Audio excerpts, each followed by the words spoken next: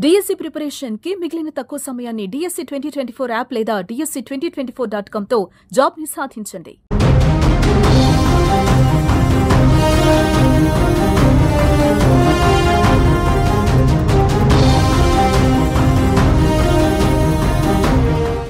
పహల్గామ్ దాడి తర్వాత భారత్ పాకిస్తాన్ మధ్య ఉద్రిక్తతల నేపథ్యంలో పాక్ పౌరులను వారి సొంత దేశం పంపించింది. అలానే అక్కడ ఉన్న మన భారతీయులను ఇక్కడికి తీసుకొచ్చింది. ఇలా రెండు దేశాల మధ్య బోర్డర్లో కట్టుదిట్టమైన భద్రతను ఏర్పాట్లు చేశారు. దీంతో పాటు దేశవ్యాప్తంగా అన్ని ఓడరేవుల వద్ద కూడా భద్రతను కట్టుదిట్టం చేసింది భారత్. అయితే ఈ నేపథ్యంలో ఒడిశాలోని పరదీపు పోర్టుకొచ్చిన ఓ షిప్ అయితే కలకలం రేపుతోంది. అందులో 21 మంది పాకిస్తాన్ సిబ్బంది ఉన్నట్లుగా అధికారులు గుర్తించడమే అందుకు కారణం. దీంతో ఆ పోర్టులో భద్రతను పెంచారు. ప్రస్తుతం ఆ ప్రాంతంలో హై అలర్ట్ ప్రకటించారు.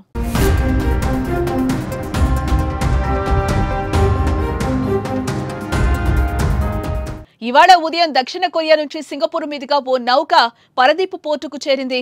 ఎంటీ సైరన్ 2 పేరుతో ఉన్న ఈ షిప్ లో మొత్తం 25 మంది సిబ్బంది ఉన్నారు. ఇది ఇండియన్ ఆయిల్ కార్పొరేషన్ సంస్థ కోసం ముడి చమురును తీసుకొచ్చింది.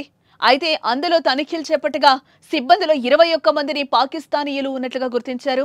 దీంతో వెంటనే ఇమిగ్రేషన్ డిపార్ట్మెంట్ నుంచి దీని గురించి సమాచారం అందడంతో వెంటనే ఒడిశా మెరైన్ పోలీసులు, సిఐఎస్ఎఫ్ భద్రతా సిబ్బంది అప్రమత్తమయ్యారు. పోర్టులో భద్రతను మరింత పెంచినట్లుగా తెలుస్తోంది.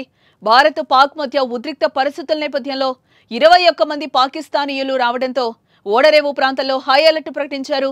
ప్రస్తుతం ఈ నౌక పోర్టుకు 20 కిలోమీటర్ల దూరంలోని పిఎం బెడ్త్ వద్ద లంగర్ వేస్తుంది.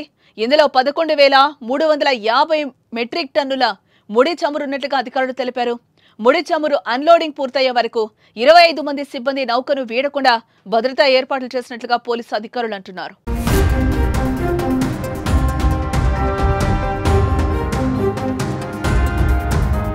పహల్గామ్లో ఉగ్రదాడి తర్వాత రెండు దేశాల మధ్య పచ్చగడ్డి వేస్తే బగ్గుమంటోంది. ప్రస్తుతానికి ఇరు దేశాల మధ్య యుద్ధం ముగిసినట్లే కనిపిస్తున్నా కుక్కతోక వంకర అన్నట్లు పాకిస్తాన్ల బుద్ధి మారదు. అందుకే ఓవైపు కాల్పుల విరమణ అంటూనే జమ్మూ కాశ్మీర్ సరిహద్దుల్లో కవ్వింపు చర్యలకు పాల్పడుతుంది పాకిస్తాన్. ఇలాంటి సమయంలో ఇండియాలోకి 21 మంది పాకిస్తానీయులు వచ్చారనే నేపథ్యంలో భారత్ అలర్ట్ అయింది. స్థానికంగా ఉన్న పోర్టుల్లో హై అలర్ట్ ను ప్రకటించడంతో పాటు భారీగా భద్రతా బలగాలు మోహరించినట్లుగా తెలుస్తోంది.